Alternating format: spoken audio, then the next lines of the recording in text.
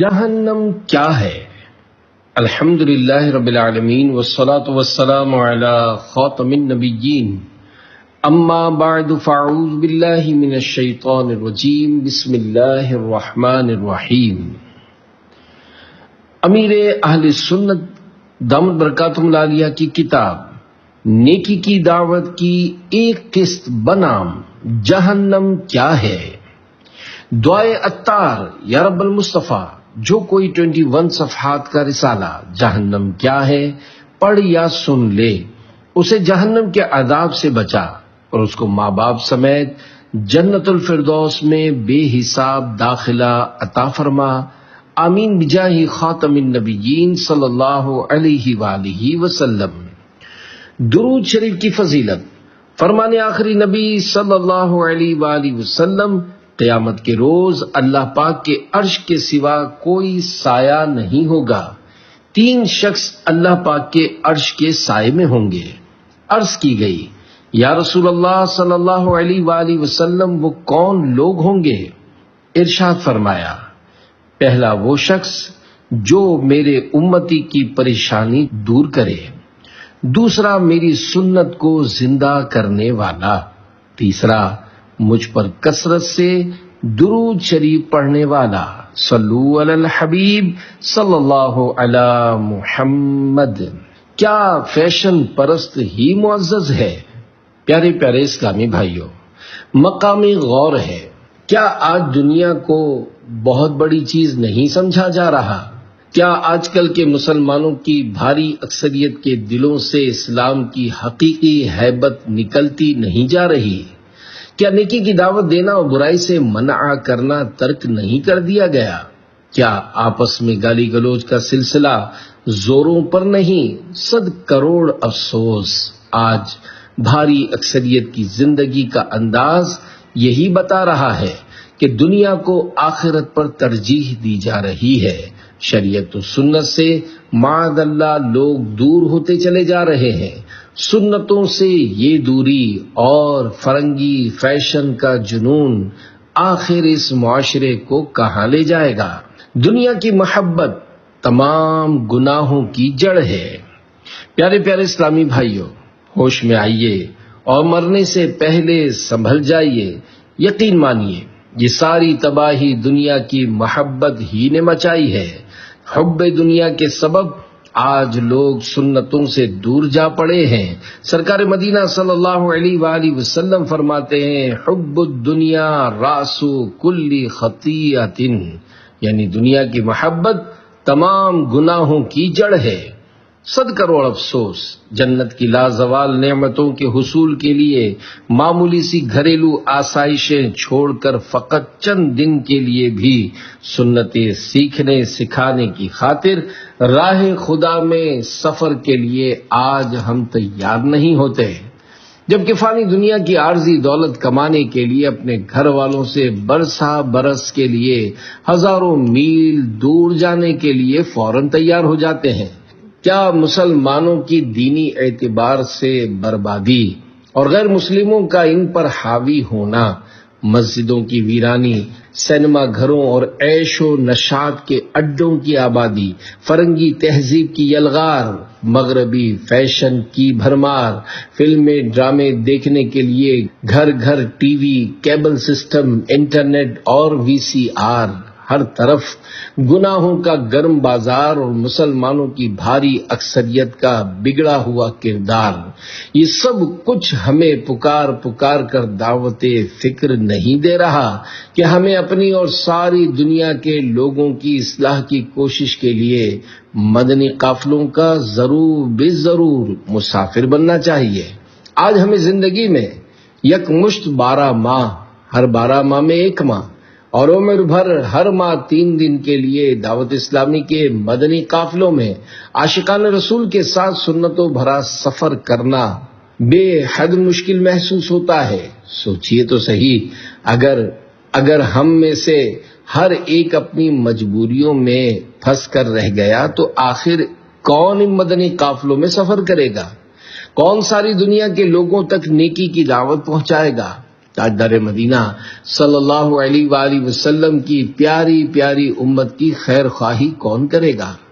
کون اغیار کے وضاقتہ پر اترانے والے نادان مسلمانوں کو سنتوں کے سانچے میں ڈھلنے کا ذہن دے گا؟ کون انہیں یہ مدنی مقصد اپنانے کی ترغیب دے گا کہ مجھے اپنی اور ساری دنیا کے لوگوں کی اصلاح کی کوشش کرنی ہے؟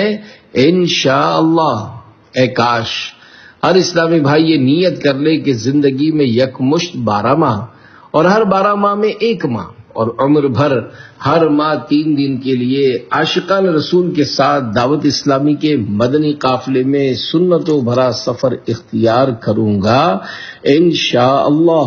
مدنی قافلوں کی برکتوں کو سمجھنے کے لیے ایک مدنی بہار ملاحظہ ہو۔ چنانچہ بدترین عزیز ترین کیسے بنا؟ لاسی گوٹ کراچی کے مقیم اسلامی بھائی کا کچھ یوں بیان ہے۔ وہ بے حد بگڑے ہوئے انسان تھے، فلموں ڈراموں کا رسیا ہونے کے ساتھ ساتھ اوباش لڑکوں سے دوستیاں اور رات گئے تک ان کے ساتھ آوارہ گردیاں کرنا ان کے معمولات میں شامل تھا۔ ان کی بری حرکتوں کی وجہ سے نہ صرف خاندان بھر کے لوگ بلکہ ان کے اپنے والدین بھی ان سے کتراتے، گھر میں ان کی آمد سے گھبراتے اور یہاں تک کہ دوسروں کو بھی ان کی صحبت کی نحوست سے بچنے کی تلقین فرماتے۔ معاملہ اس حد تک بڑھ چکا تھا کہ والد صاحب انہیں گھر سے نکال دینے پر تیار ہو چکے تھے۔ ان کی گناہوں بھری خزاں رسیدہ شام کے صبح بہارا بننے کی سبیل کچھ اس طرح ہوئی کہ ایک مبلغ دعوت اسلامی نے نہایت شفقت کے ساتھ انفرادی کوشش کرتے ہوئے انہیں دعوت اسلامی کے تحت پاکستان کے مشہور شہر کوئٹہ میں صوبائی سطح پر ہونے والے 2 دن کے سنتوں بھرے اجتماع میں شرکت کی دعوت پیش کی۔ انہوں نے معاملہ والد صاحب کی اجازت پر چھوڑ دیا۔ نیکی کی دعوت کے جذبے سے سرشار عاشق رسول اسلامی بھائی ان کے اس فیصلے کو سن کر خوشی سے جھوم اٹھے، کیونکہ والد صاحب پہلے ہی دعوت اسلامی کے دینی ماحول سے بہت محبت کرتے تھے۔ موقع پاتے ہی ان مبلغ دعوت اسلامی نے والد صاحب پر انفرادی کوشش کرتے ہوئے ان کے اجتماع میں شرکت کی اجازت چاہی۔ والد صاحب نے ان کی اصلاح کا ذریعہ سمجھتے ہوئے ما اخراجات اجتماع میں جانے کی بخوشی اجازت بخش دی۔ مقررہ تاریخ پر عاشقان رسول کی معیت میں اجتماع میں شرکت کی سعادت نصیب ہوئی۔ اجتماع میں ہونے والے سنتوں بھرے بیانات، ذکر اللہ اور رقت انگیز دعا نے ان کے دل میں ہلچل مچا کر رکھ دی۔ مدنی قافلے میں سفر کی دعوت ملنے پر وہ ہاتھوں ہاتھ عاشقان رسول کے ہمراہ دعوت اسلامی کے مدنی قافلے کا مسافر بن گئے۔ الحمدللہ مدنی قافلے میں عاشقان رسول کی صحبتوں اور شفقتوں نے ان کے دل میں مدنی انقلاب برپا کر دیا۔ گناہوں سے توبہ کا تحفہ اور سنتوں بھرے مدنی لباس کا جذبہ ملا۔ والدین کی حق تلفیوں کی معافی مانگنے کا ذہن بنا۔ چہرے پر سنت مصطفیٰ صلی اللہ علیہ وآلہ وسلم یعنی داڑھی شریف اور سر پر امامہ شریف کا تاج سجانے کی نیت بنی۔ مدنی قافلے سے واپسی پر گھر میں داخل ہوتے ہی والد صاحب کے قدموں میں گر گئے اور رو رو کر معافی طلب کی۔ اس طرح وہ سنتوں کے مدنی پھول لٹانے میں مشغول ہوئے۔ کل تک جو عزیز و اقارب انہیں دیکھ کر کتراتے تھے، الحمدللہ اب وہ گلے لگاتے ہیں۔ کل تک وہ خاندان کے اندر بدترین تھے، الحمدللہ دعوت اسلامی کے دینی ماحول کی برکت سے آج ان کے نزدیک عزیز ترین بن گئے۔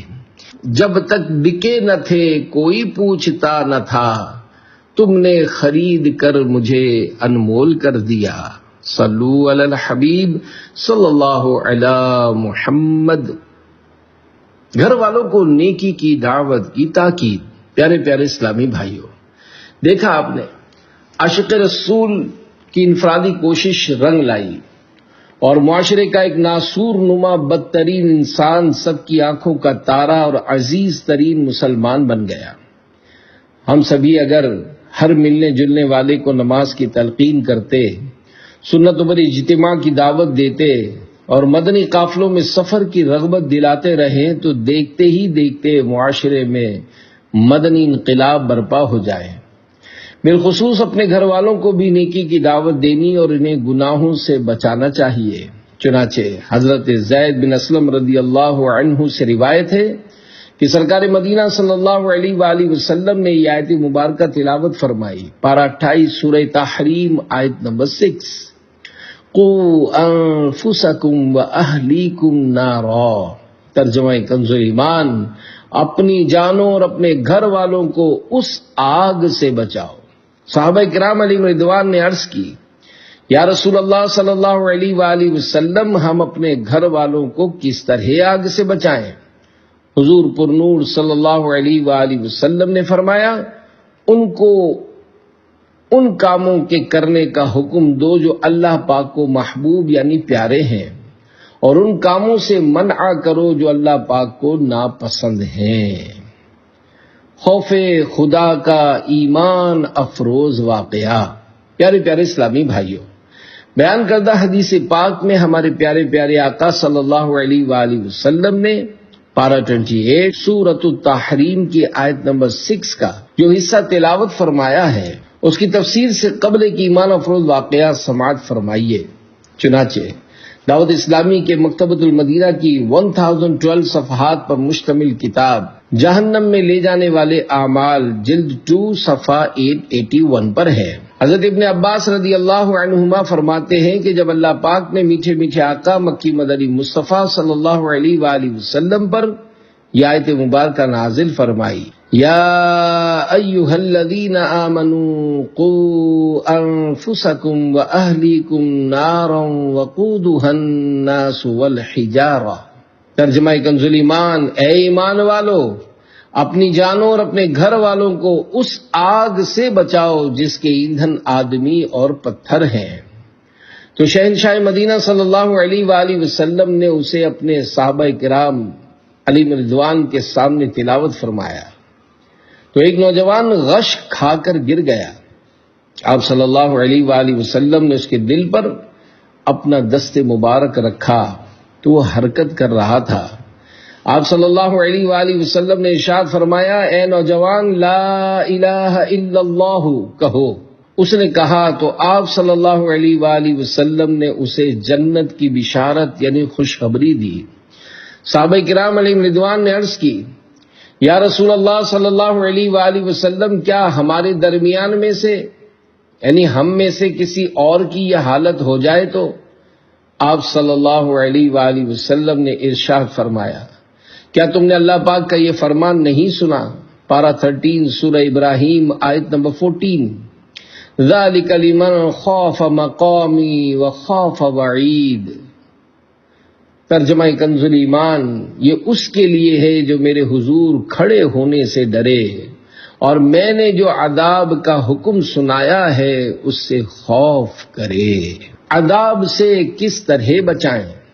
حضرت علامہ مولانا سید محمد نعیم الدین مراد آبادی رحمۃ اللہ علیہ خزائن العرفان میں اس آیت مبارکہ یا ایھا الذین آمنوا قوا انفسکم واہلیکم نارا کے تحت فرماتے ہیں، اللہ پاک اور اس کے رسول صلی اللہ علیہ وآلہ وسلم کی فرما برداری اختیار کر کے، عبادتیں بجا لا کر، گناہوں سے باز رہ کر اور گھر والوں کو نیکی کی ہدایت اور بدی سے ممانعت کر کے اور انہیں علم و ادب سکھا کر، اے ایمان والو، اپنی جانوں اور اپنے گھر والوں کو اس آگ سے بچاؤ۔ اہل خانہ کو نیکی کی باتیں بتاؤ۔ حضرت مولا کائنات علی المرتضیٰ شیر خدا رضی اللہ عنہ بیان کردہ آیت کریمہ کے تحت فرماتے ہیں، خود بھی بھلائی کی باتیں سیکھو اور اپنے اہل خانہ کو بھی نیکی کی باتیں اور ادب سکھاؤ۔ بالغ اولاد کی اصلاح کے متعلق اعلیٰ حضرت کا فتویٰ، فتویٰ رضویہ جلد 24 صفحہ 370 سے ایک معلوماتی فتویٰ آسان کر کے پیش کرنے کی سعی کی ہے، ملاحظہ فرمائیے۔ سوال، بالغ اولاد کو نیکی کی دعوت دینا اور برائی سے منع کرنا والدین پر فرض ہے یا واجب؟ الجواب، جس فعل یعنی کام کی جو شرعی حیثیت ہے، والدین کے لیے اصلاح کے تعلق سے شرعاً ویسا ہی حکم ہے، یعنی فرض پر فرض، واجب پر واجب، سنت پر سنت، مستحب پر مستحب، مگر بشرط قدرت، بقدر قدرت، بامید منفعت، یعنی جتنی قدرت ہو اسی کے مطابق اصلاح کی بات کہیں جبکہ نفع کی امید ہو، ورنہ حکم قرآنی واضح ہے کہ علیکم انفسکم لا یضرکم من ضل اذا اہتدیتم، پارہ 7 سورہ مائدہ آیت 105۔ ترجمہ کنز ایمان، تم اپنی فکر رکھو، تمہارا کچھ نہ بگاڑے گا جو گمراہ ہوا جبکہ تم راہ پر ہو۔ جہنم کا تعارف۔ پیارے پیارے اسلامی بھائیوں، ہمیں اپنی اور گھر والوں کی اصلاح پر خصوصی توجہ دیتے ہوئے خود کو اور ان کو جہنم کی اندھیری اور خوفناک کالی آگ سے بچانے کی پہم کوشش جاری رکھنی چاہیے۔ خدا کی قسم، جہنم کی آگ بے حد شدید ہے، اسے کسی صورت سے بھی کوئی برداشت نہیں کر سکے گا۔ فرض نماز، روزہ، زکوٰۃ اور حج میں کوتاہی کرنے والوں، ماں باپ کو ستانے والوں، اپنی اولاد کی شریعت و سنت کے مطابق تربیت نہ کرنے والوں، اپنے بیٹوں کو داڑھی رکھنے سے روکنے والوں اور خود بھی داڑھی منڈانے والوں، داڑھی کو ایک مٹھی سے گھٹانے والوں، ملاوٹ والا مال دھوکے سے گاہک کو پکڑانے والوں، ڈنڈی مار کر سودا چلانے والوں، چوروں، ڈاکوؤں، جیب کتروں، ٹی وی اور انٹرنیٹ پر فلمیں ڈرامے دیکھنے والوں، گانے باجے سننے والوں، اپنے گھر والوں کو اس کی سہولت فراہم کرنے والوں، اپنے گھروں پر فلمیں دیکھنے کے لیے ڈش اینٹینا لگانے والوں، لوگوں کو فلموں کی لیڈ یا کیبل دینے والوں اور طرح طرح سے گناہوں کا بازار گرم کرنے والوں کے لیے لمحہ فکریہ ہے۔ یقین مانیے، جہنم کے اندھیرے میں ڈوبی ہوئی کالی کالی آگ صحیح نہیں جا سکے گی۔ ترمذی شریف میں حضرت ابو ہریرہ رضی اللہ عنہ سے روایت ہے کہ سرکار مدینہ منورہ سردار مکہ مکرمہ صلی اللہ علیہ وآلہ وسلم کا فرمان عبرت نشان ہے، دوزخ کی آگ 1000 سال جلائی گئی، یہاں تک کہ سرخ ہو گئی، پھر 1000 سال بھڑکائی گئی، یہاں تک کہ سفید ہو گئی، پھر 1000 سال دہکائی گئی، یہاں تک کہ سیاہ یعنی کالی ہو گئی، بس اب وہ نہایت ہی سیاہ ہے۔ جہنم کی لرزہ خیز کہانی، جبریل کی زبانی۔ خدا کی قسم، جہنم کا عذاب کسی سے بھی نہ سہا جا سکے گا۔ حضرت امام حافظ ابو القاسم سلیمان طبرانی رحمۃ اللہ علیہ نقل کرتے ہیں، ایک بار مدینے کے تاجدار صلی اللہ علیہ وآلہ وسلم کے دربار میں حضرت جبریل علیہ السلام حاضر ہوئے اور عرض کی، یا رسول اللہ صلی اللہ علیہ وآلہ وسلم، اس ذات کی قسم جس نے آپ صلی اللہ علیہ وآلہ وسلم کو نبی برحق بنا کر بھیجا ہے، اگر جہنم کو سوئی کے ناکے کے برابر کھول دیا جائے تو تمام زمین والے اس کی گرمی سے ہلاک ہو جائیں، اگر اہل جہنم کا ایک کپڑا زمین و آسمان کے درمیان لٹکا دیا جائے تو تمام اہل زمین موت کے گھاٹ اتر جائیں۔ آقا صلی اللہ علیہ وآلہ وسلم، اس ذات کی قسم جس نے آپ صلی اللہ علیہ وآلہ وسلم کو حق کے ساتھ مبعوث فرمایا، اگر جہنم پر مقرر فرشتوں میں سے ایک فرشتہ دنیا والوں کے سامنے ظاہر ہو جائے تو اس کی ہیبت سے تمام اہل زمین مر جائیں۔ سرکار صلی اللہ علیہ وآلہ وسلم، اس ذات والا کی قسم جس نے آپ صلی اللہ علیہ وآلہ وسلم کو رسول برحق بنا کر بھیجا ہے، جہنم کی زنجیروں کا ایک حلقہ جس کا ذکر قرآن کریم میں فرمایا گیا ہے، اگر اسے دنیا کے پہاڑوں پر رکھ دیا جائے تو وہ ریزہ ریزہ ہو جائیں اور تحت الثری یعنی 7ویں زمین کے نیچے جا پہنچے ہیں۔ سرکار دو عالم صلی اللہ علیہ وآلہ وسلم نے فرمایا، اے جبریل علیہ السلام بس کرو، اتنا ہی تذکرہ کافی ہے، کہیں ایسا نہ ہو کہ میرا دل پھٹ جائے اور میں وفات پا جاؤں۔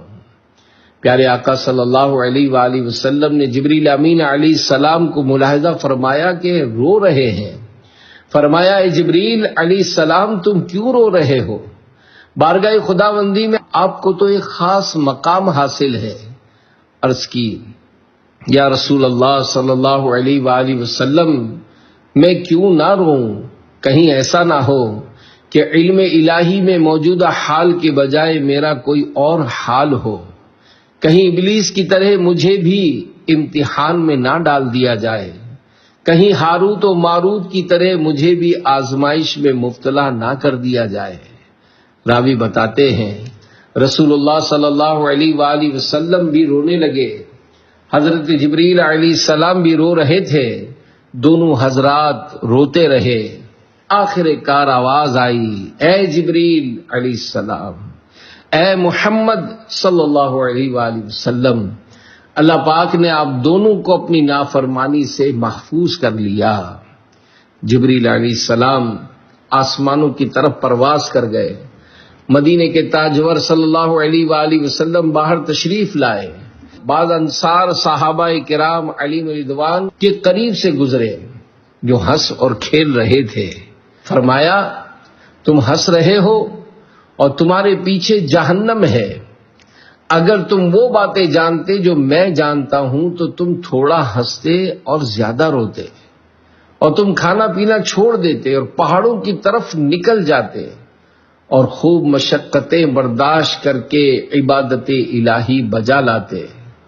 آواز آئی، اے محمد صلی اللہ علیہ وآلہ وسلم، میرے بندوں کو مایوس مت کیجیے، میں نے آپ کو خوشخبری دینے والا بنا کر بھیجا ہے اور تنگی کرنے والا بنا کر نہیں بھیجا۔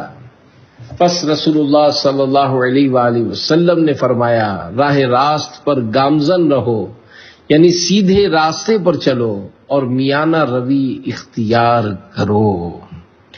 افسوس ہمارا دل نہیں لرزتا۔ پیارے پیارے اسلامی بھائیوں، غور فرمائیے، ہمارے میٹھے میٹھے آقا صلی اللہ علیہ وآلہ وسلم معصوم بلکہ سید المعصومین ہو کر بھی، اور جبریل امین علیہ السلام بھی معصوم اور معصوم فرشتوں کے آقا ہونے کے باوجود عذاب جہنم کا تذکرہ چھڑنے پر خوف رب باری سے گریہ وزاری فرمائے، اور ایک ہم ہیں کہ گناہ پر گناہ کیے جائیں مگر جہنم کا ہولناک تذکرہ سن کر نہ دل لرزے اور نہ ہمارا کلیجہ کانپے اور نہ ہی پلکیں بھیگیں۔ افسوس عذاب جہنم کی خوفناک باتیں سن کر بھی نہ ہمیں پشیمانی ہے نہ پریشانی، خجالت ہے نہ ندامت۔ ندامت سے گناہوں کا ازالہ کچھ تو ہو جاتا، ہمیں رونا بھی تو آتا نہیں ہائے ندامت سے۔ صلو علی الحبیب صلی اللہ علی محمد۔ رات کی تنہائی میں آیات سن کر وفات۔ ہمارے بزرگان دین رحمت اللہ علیہم کی حالت یہ ہوتی کہ جہنم کا تذکرہ سن کر یا جہنم کے عذابات کے بیان پر مشتمل قرآنی آیات سن کر بے ہوش ہو جاتے، بلکہ بعضوں کی تو روحیں پرواز کر جاتی۔ چنانچہ حضرت منصور بن عمامہ رحمت اللہ علیہ فرماتے ہیں، میں سفر حج کے دوران کوفے کی ایک گلی میں ٹھہرا ہوا تھا، اندھیری رات میں کسی ضرورت سے نکلا، ایک گھر سے رقت انگیز مناجات کی کچھ اس طرح آواز سنی، اے میرے پروردگار، تیری عزت اور تیرے جلال کی قسم، میں نے اپنی معصیت میں تیری مخالفت کا ارادہ نہیں کیا تھا، ہاں اتنا ضرور ہے کہ گناہ کرتے وقت تجھ سے ناواقف بھی نہ تھا، بس مجھ سے گناہ سرزد ہو گیا اور مجھ پر تیری ڈھیل دینے والی پردہ پوشی نے مجھے گناہ پر دلیر کر دیا، اور میری بدبختی نے گناہ پر میری مدد کی، اور میں اپنی نادانی کے سبب نافرمانی میں مبتلا ہو گیا۔ اب میں تیرے فضل سے امید رکھتا ہوں کہ تو میرا عذر قبول فرمائے گا۔ اب اگر تو نے میری معذرت قبول نہ کی اور مجھ پر رحم نہ فرمایا تو ہائے عذاب میں میرے غم کی درازی۔ جب وہ خاموش ہوا تو میں نے پارہ 28 سورۃ التحریم کی 6 آیت کریمہ پڑھی۔ یا ایھا الذین آمنوا قوا انفسکم واہلیکم نارا وقودها الناس والحجارہ يا أيها الذين آمنوا قوا أنفسكم وأهليكم نارا وقودها الناس والحجارة عليها ملائكة غلاظ شداد لا يعصون الله ما أمرهم ويفعلون ما يؤمرون۔ ترجمہ کنز ایمان۔ اے ایمان والو، اپنی جانوں اور اپنے گھر والوں کو اس آگ سے بچاؤ جس کے ایندھن آدمی اور پتھر ہیں، اس پر سخت کرے فرشتے مقرر ہیں جو اللہ کا حکم نہیں ٹالتے اور جو انہیں حکم ہو وہی کرتے ہیں۔ آیت مبارکہ پڑھنے کے بعد میں نے ایک شدید چیخنے اور دھڑام سے گرنے کی آواز سنی اور اس کے بعد خاموشی طاری ہو گئی اور کسی قسم کی ہلجل کی آواز محسوس نہ ہوئی۔ پھر میں اپنا کام نمٹا کر اپنی قیام گاہ پر واپس آ گیا۔ جب میں صبح اس طرف گیا تو لوگ تعزیت کے لیے جمع تھے اور رونے کی آوازیں آ رہی تھیں۔ دری اسنا ایک ضعیف بڑھیا دیکھی جو رو رو کر کہہ رہی تھی، اللہ پاک میرے بیٹے کے قاتل کو جزائے خیر نہ دے کہ اس نے میرے بیٹے پر عذاب الہی کے بیان پر مشتمل آیت کریمہ تلاوت کی، جس کی تاب نہ لا کر وہ خوف خدا کے سبب گرا اور فوت ہو گیا۔ حضرت منصور بن عمامہ رحمت اللہ علیہ کہتے ہیں، اس رات میں نے خواب میں ایک شخص کو دیکھا جو مجھ سے کہہ رہا تھا، میں وہی ہوں جس نے آپ کی زبانی سورۃ التحریم کی 6 آیت کریمہ کی تلاوت سن کر خوف خدا کے سبب دم توڑا ہے۔ میں نے پوچھا، ما فعل اللہ بکا، اللہ پاک نے تیرے ساتھ کیا معاملہ فرمایا؟ اس نے جواب دیا، اللہ پاک نے میرے ساتھ وہ کیا ہے جو شہدائے بدر کے ساتھ کیا۔ میں نے پوچھا، یہ کیسے؟ اس نے کہا، اس لیے کہ اللہ پاک نے ان کو کافروں کی تلوار سے شہید کیا اور مجھے اپنے عشق کی تلوار سے۔ خدایا تیرے خوف کا ہوں میں سائل، سدا دل رہے تیری الفت میں گھائل، گناہوں سے ہر آن ڈرتا رہوں میں، فقط نیک ہی کام کرتا رہوں میں، تو کر درگزر مجھ کو ہر معصیت سے، نواز اے خدائے کریم مغفرت سے۔ آمین بجاہ خاتم النبیین صلی اللہ علیہ وآلہ وسلم۔ صلو علی الحبیب صلی اللہ علی محمد۔ گھر والوں کو بھی نیکی کی دعوت دیجیے۔ پیارے پیارے اسلامی بھائیوں، دیکھا آپ نے خائفین یعنی اللہ پاک سے ڈرنے والوں کی بھی کیا شان ہوتی ہے۔ جس آیت کریمہ کو سن کر خوف خدا رکھنے والے بندے نے دم توڑا تھا، اس میں اپنے ساتھ ساتھ اپنے گھر والوں کو بھی جہنم کی آگ سے بچانے کا حکم دیا گیا ہے۔ ہر ایک کو چاہیے کہ خود بھی نیکیاں کرے، گناہوں سے بچے اور اہل خانہ کی بھی اصلاح کا سامان کرتا رہے۔ حضرت علامہ قرطبی رحمت اللہ علیہ نے حضرت الکیہ رحمت اللہ علیہ کا قول نقل فرمایا، ہم پر فرض ہے کہ اپنی اولاد اور اپنے اہل خانہ کو دین کی تعلیم دیں، اچھی باتیں سکھائیں اور اس ادب و ہنر کی تعلیم دیں جس کے بغیر چارہ نہیں۔ بچے کو سب سے پہلے دین سکھائیے۔ حضرت علامہ مولانا مفتی محمد امجد علی اعظمی رحمت اللہ علیہ فرماتے ہیں، سب سے مقدم یہ ہے کہ بچوں کو قرآن مجید پڑھائیں اور دین کی ضروری باتیں سکھائی جائیں۔ روزہ و نماز و طہارت اور بیع و اجارہ یعنی خرید و فروخت اور اجرت وغیرہ کے لین دین و دیگر معاملات کے مسائل جن کی روزمرہ حاجت پڑتی ہے اور ناواقفی سے خلاف شرع عمل کرنے کے جرم میں مبتلا ہوتے ہیں ان کی تعلیم ہو۔ اگر دیکھیں کہ بچے کو علم کی طرف رجحان یعنی میلان ہے اور سمجھدار ہے تو علم دین کی خدمت سے بڑھ کر کیا کام ہے، اور اگر استطاعت نہ ہو تو تصحیح و تعلیم عقائد اور ضروری مسائل کی تعلیم کے بعد جس جائز کام میں لگائیں اختیار ہے۔ لڑکی کو بھی عقائد و ضروری مسائل سکھانے کے بعد کسی عورت سے سلائی اور نقش و نگار وغیرہ ایسے کام سکھائیں جن کی عورتوں کو اکثر ضرورت پڑتی ہے، اور کھانا پکانے اور دیگر امور خانہ داری میں اس کو سلیقے ہونے کی کوشش کریں کہ سلیقے والی عورت جس خوبی سے زندگی بسر کرتی ہے بد سلیقہ نہیں کر سکتی۔ اولاد کو سخاوت و احسان کی تعلیم دینا واجب ہے۔ دعوت اسلامی کے مکتبۃ المدینہ کی 1197 صفحات پر مشتمل کتاب بار شریعت جلد 3 صفحہ 68 پر ہے۔ امام ابو منصور ماتریدی رحمۃ اللہ علیہ فرماتے ہیں، مومن پر اپنی اولاد کا جود یعنی سخاوت و احسان کی تعلیم ویسی ہی واجب ہے جس طرح توحید و ایمان کی تعلیم واجب ہے، کیونکہ جود و احسان سے دنیا کی محبت دور ہوتی ہے اور محبت دنیا ہی ہر گناہ کی جڑ ہے۔ بے اولاد کو جب اولاد ملی، کہا جاتا ہے ایک مالدار شخص کے یہاں اولاد نہ تھی، اس نے اس کے لیے بڑے جتن کیے مگر کامیابی نہ ملی۔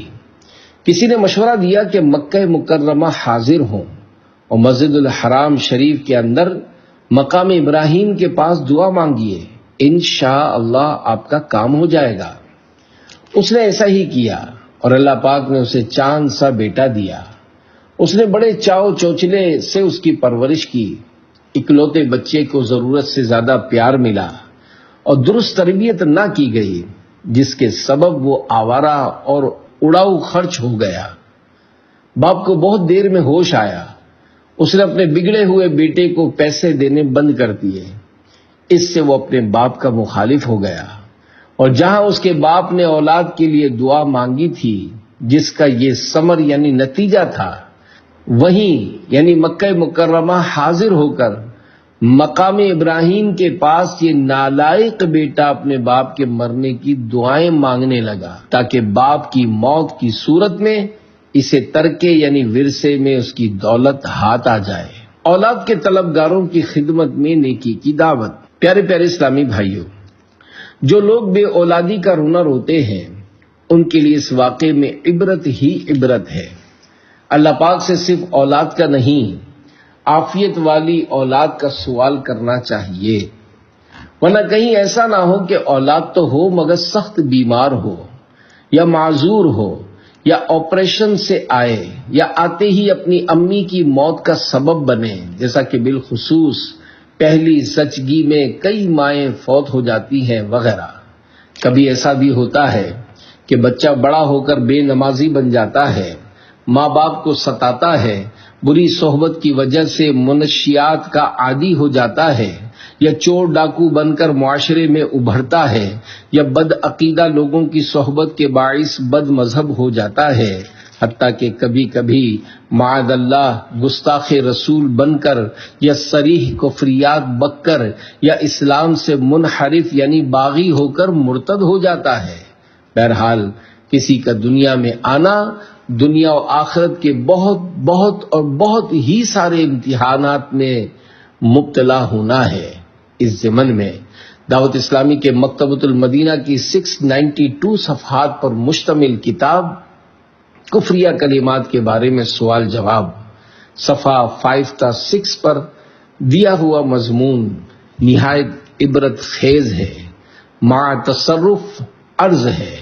حدیث مبارک میں کثرت امت کی ترغیب دلائی گئی ہے، اور ہمارے پیارے پیارے آقا مصطفیٰ جان رحمت صلی اللہ علیہ وآلہ وسلم بروز قیامت اس امت کے کثیر ہونے پر خوش ہوں گے اور دیگر امتوں پر فخر کریں گے، لہذا اولاد کے حصول کی خواہش میں دنیا و آخرت کی بھلائی پانے کے لیے اچھی اچھی نیتیں کرنی چاہیے۔ آج دنیا میں جو بے اولاد دل جلاتا اور بچہ پانے کے لیے خوب جتن کرتا ہے، وہ اچھی طرح غور کر لے کہ اگر اس کا مطمح نظر یعنی مقصد اصلی اولاد سے فقط گھر کی زینت اور دنیا کی راحت ہے، حصول اولاد سے مقصود آخرت کی منفعت کی کوئی اچھی نیت نہیں، تو ایسا بے اولاد آدمی نادانستہ طور پر یعنی انجان پن میں گویا کسی کے دنیا میں پیدا ہونے اور پھر بہت بڑے امتحان میں مبتلا ہونے کی آرزو کر رہا ہے۔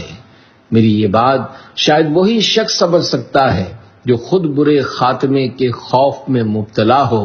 ایک خائف یعنی خوف خدا رکھنے والے بزرگ حضرت فضیل بن عیاض رحمت اللہ علیہ کے فرمان کا خلاصہ ہے، مجھے بڑے سے بڑے نیک بندے پر بھی رشک نہیں آتا جو کہ قیامت کی ہولناکیوں کا مشاہدہ کرے یعنی دیکھے گا، مجھے صرف اس پر رشک آتا ہے جو کچھ بھی نہ ہو یعنی پیدا ہی نہ ہو۔ مسلمانوں کے دوسرے خلیفہ حضرت فاروق اعظم رضی اللہ عنہ نے غلبہ خوف کے وقت فرمایا، کاش میری ماں نے ہی مجھ کو نہ جنا ہوتا۔ اللہ پاک کی ان پر رحمت ہو اور ان کے صدقے ہماری بے حساب مغفرت ہو، آمین بجاہ خاتم النبیین صلی اللہ علیہ وآلہ وسلم۔ کاش کہ میں دنیا میں پیدا نہ ہوا ہوتا، قبر و حشر کا ہر غم ختم ہو گیا ہوتا، آہ کثرت عصیاں ہائے خوف دوزخ کا، کاش اس جہاں کا میں نہ بشر بنا ہوتا، آہ سلب ایمان کا خوف کھائے جاتا ہے، کاش میری ماں نے ہی مجھ کو نہ جنا ہوتا۔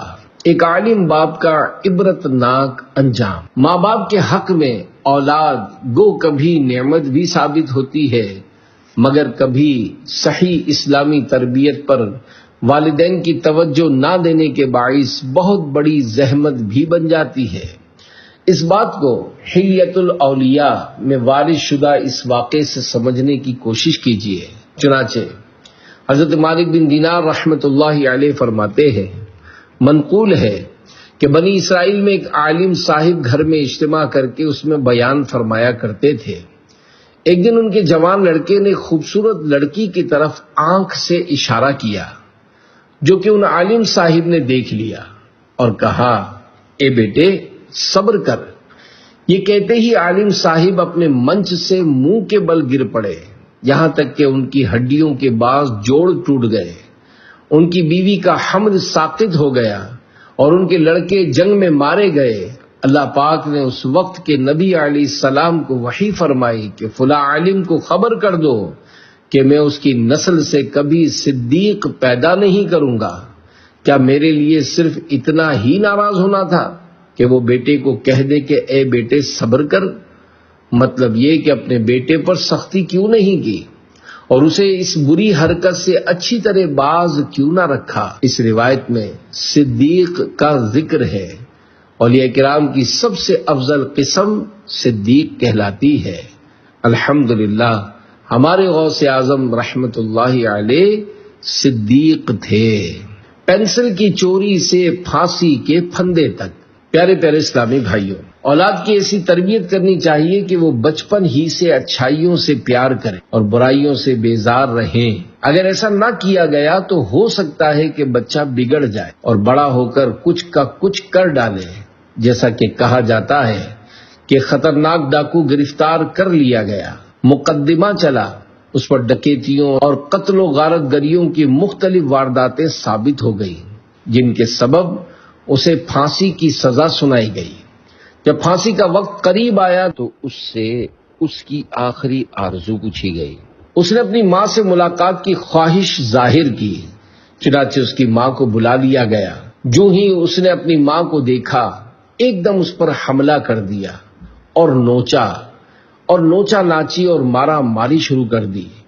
ڈیوٹی پر موجود عملے نے جوں توں زخمی ماں کو بے رحم بیٹے کے چنگل سے جب اس ڈاکو سے اس سفاکانہ حرکت کا سبب پوچھا گیا تو بولا، مجھے پھانسی کے پھندے تک اسی ماں نے پہنچایا ہے۔ دراصل قصہ یوں ہے کہ میں نے بچپن کے لاشعوری کے دور میں اسکول کے اندر ایک طالب علم کی پینسل چرا لی اور گھر لا کر اپنی اس ماں کو دکھائی۔ اب چاہیے تو یہ تھا کہ وہ مجھے اس غلط کام سے نفرت دلاتی، مگر یہ صرف مسکرا کر چپ ہو رہی۔ اس وقت مجھ میں عقل ہی کتنی تھی، میں سمجھا کہ میں نے کوئی بہت ہی اچھا کارنامہ انجام دیا ہے، لہذا میرا حوصلہ بڑھا اور میں مزید پینسلیں اور کاپیاں چرانے لگا۔ جب بڑا ہوا تو چوری کی عادت کافی پکی ہو چکی تھی اور دل خوب کھل گیا تھا، لہذا میں نے ڈکیتیاں شروع کر دیں۔ اسی لوٹ مار کے دوران مجھ سے بعض قتل کی وارداتیں بھی سرزد ہو گئیں اور میں بہت خطرناک ڈاکو بن گیا۔ آخر پولیس کے ہاتھوں گرفتار ہو کر آج اپنی اسی نالائق ماں کی غلط تربیت کی بدولت چند ہی لمحوں کے بعد اپنے گلے میں پھانسی کا پھندا پہننے والا ہوں۔ آخرت کی سزا کے مقابلے میں دنیا کی سزا کچھ بھی نہیں۔ پیارے پیارے اسلامی بھائیوں، دیکھا آپ نے بچپن کی غلط تربیت کیسا رنگ لائی۔ ہو سکتا ہے کہ کوئی سوچے کہ ہم اپنے بچے کو چور چکار تھوڑی ہی بنا رہے ہیں۔ ٹھیک ہے، سب ماں باپ معروف چوری یعنی باقاعدہ دوسروں کا مال چرانے کی تعلیم نہیں دیا کرتے، لیکن صرف چوری ہی کو تو برائی نہیں کہتے، اور بھی تو بہت ساری برائیاں ہیں جو کئی ماں باپ آج کل اپنی اولاد کو سکھاتے ہیں، مثلا جھوٹ بول کر، دھوکہ دے کر، کم ناپ تول کر مال بیچنا وغیرہ۔ کیا سودی لین دین، ناقص مال کو عمدہ ظاہر کر کے بیچنے کا گر سکھانا، یا بیٹے کو داڑھی بڑھانے اور بیٹی کو شرعی پردہ کرنے وغیرہ سے روکنا گناہ نہیں؟ کیا اس طرح کرنے سے معاشرے کے مہذب چور اور سفید پوش ڈاکو نہیں کہلا سکتے، نہیں کہلائے جا سکتے؟ یہ دنیا میں معزز نظر آنے والے کیا آخرت میں بھی عزت ملنے کی امیدیں باندھے ہوئے ہیں؟ خدا کی قسم، اس ڈاکو کو ہونے والی پھانسی کی دنیاوی تکلیف اور اس ماں کو پہنچنے والی لمحے بھر کی ایذا کے مقابلے میں اولاد کو گناہوں کی تربیت دینے والوں کو ملنے والے عذاب کا کروڑواں حصہ کروڑ گنا سے بھی شدید و اشد اور سخت تر ہوگا۔ الامان والحفیظ۔ باپ کو جلانے کے لیے لکڑیاں لے آؤں، ہمارے موجودہ معاشرے کا ایک عجیب و غریب دل خراش واقعہ سنیے اور حیرت سے سر دھنیے کہ والدین کی طرف سے سنتوں بھری تربیت نہ ملنے کی صورت میں اولاد کیسے کیسے انوکھے کارنامے انجام دیتی ہے۔ چنانچہ شہر حیدرآباد پاکستان کے ایک اسلامی بھائی کے بیان کا لب لباب ہے کہ 2001 عیسوی میں ہمارے یہاں ایک بہت بڑے سیٹھ کا انتقال ہو گیا۔ لوگ اس کے عالی شان بنگلے میں جمع تھے کہ مرحوم کا 19 سالہ بیٹا جو کہ ایک ماڈرن اسکول میں پڑھتا تھا، کہیں جانے کے لیے ایک دم عجلت یعنی جلدی میں اٹھا۔ کسی نے عجلت یعنی جلدی کا سبب دریافت کیا تو کہنے لگا، میرے والد صاحب میرے ساتھ بہت محبت کرتے تھے، میں نے سوچا کہ آخری وقت اپنے ہاتھوں سے ان کی کچھ خدمت کر لوں، چنانچہ ان کی میت کو جلانے کے لیے میں خود لکڑیاں لے کر آؤں گا۔ یہ سن کر لوگوں کی حیرت کی انتہا نہ رہی کہ اس کا باپ تو مسلمان تھا، پھر اس کو جلانے کے لیے لکڑیاں کیوں لینے جا رہا ہے؟ غور کیا تو اندازہ ہوا کہ اس نادان نے غیر مسلموں کی فلموں میں لاشیں جلانے کے مناظر دیکھ لیے ہوں گے، تو اس کے ذہن میں یہ بات بیٹھ گئی ہوگی کہ جو بھی مر جائے اس کو جلانا ہوتا ہے۔ اس فلمیں دیکھنے کے شوقین کو یہ پتہ ہی نہ ہوگا کہ مسلمانوں کو جلایا نہیں دفنایا جاتا ہے۔ بہرحال اس کے مرحوم والد کی تدفین کر دی گئی۔ جب فلموں کے اس خوفناک منفی اثر یعنی سائیڈ ایفیکٹ کا یہ واقعہ اس علاقے کے لوگوں کو معلوم ہوا تو انہیں بڑی عبرت ہوئی کئی نوجوانوں نے جوش میں آ کر کیبل کاٹ ڈالے۔ کچھ عرصے تک یہی صورت حال رہی، مگر رفتہ رفتہ نفس و شیطان غالب آئے اور کیبل پھر سے جوڑ لیے گئے۔ سرور دین لیجے اپنے ناتوانوں کی خبر، نفس و شیطان سیدہ کب تک دباتے جائیں گے۔ شرح کلام رضا میرے آقا اعلی حضرت رحمت اللہ علیہ کے شعر کے معنی ہے، یا رسول اللہ صلی اللہ علیہ وآلہ وسلم، ہم کمزور غلاموں کی گناہوں سے حفاظت فرمائیے۔ اے آقا، ہم گناہوں کے مرض سے آخر کب شفا پائیں گے؟ آخر یہ نفس و شیطان ہمیں کب تک گناہوں میں پھنسائے رہیں گے؟ نفس و شیطان کے شر سے بچنے کا ایک بہترین طریقہ یہ ہے کہ کسی پیر کامل کا مرید ہو جائے کہ جب اس کے جامع شرائط پیر پر نفس و شیطان کے وار نہیں چل پائیں گے تو اس کی برکت سے اس کے مریدین کی بھی حفاظت کی صورت بنی رہے گی۔ ایک سرائکی شاعر نے کیا خوب کہا ہے، پیر دے ہتھ وچ ہتھ کو لے کر، نفس دی باہ مروڑتا تو ہک تھیویں، یعنی اپنا ہاتھ کسی پیر کامل کے ہاتھوں میں دے کر نفس کا بازو مروڑ دے تاکہ تجھے مقام فنائیت حاصل ہو۔ ایصال ثواب کا انتظار۔ پیارے پیارے اسلامی بھائیوں، اس انوکھے واقعے میں عبرت ہی عبرت ہے۔ اگرچہ آپ آج زندہ ہیں مگر کل یقیناً مرنا پڑے گا۔ اگر آپ نے اپنے بیٹے کو صرف اور صرف دنیا پڑھائی، دولت کمانی ہی سکھائی، خوب موسیقی سنائی، ایک سے ایک فلم دکھائی، دینی تعلیم نہ دلائی نہ سکھائی، مسجد کی راہ نہ دکھلائی، اس کے دل میں محبت رسول کی شمع نہ جلائی، مکی مدنی آقا صلی اللہ علیہ وآلہ وسلم کی محبت کی نشانی پیاری پیاری مبارک داڑھی اس کے چہرے پر نہ سجوائی بلکہ ٹھیک ٹھاک فیشن کروایا، تو یاد رکھیے نہ وہ آپ کا جنازہ پڑھ سکے گا اور نہ ہی اسے آپ کے لیے ایصال ثواب کرنا آئے گا۔ حالانکہ مرنے کے بعد ایصال ثواب کی آپ کو بہت زیادہ حاجت ہوگی۔ سرکار نامدار صلی اللہ علیہ وآلہ وسلم کا ارشاد مشک بار ہے، مردے کا حال قبر میں ڈوبتے ہوئے انسان کی مانند ہے کہ وہ شدت سے انتظار کرتا ہے کہ باپ یا ماں یا بھائی یا کسی دوست کی دعا اس کو پہنچے، اور جب کسی کی دعا اسے پہنچتی ہے تو اس کے نزدیک وہ دنیا و ما فیہا، یعنی دنیا اور اس میں جو کچھ ہے سے بہتر ہوتی ہے۔ اللہ پاک قبر والوں کو ان کے زندہ متعلقین کی طرف سے ہدیہ کیا ہوا ثواب پہاڑوں کی مانند عطا فرماتا ہے۔ زندوں کا ہدیہ یعنی تحفہ مردوں کے لیے دعائے مغفرت کرنا ہے۔ ہر بھلے کی بھلائی کا صدقہ، اس برے کو بھی کر بھلا یا رب۔ صلو علی الحبیب صلی اللہ علی محمد۔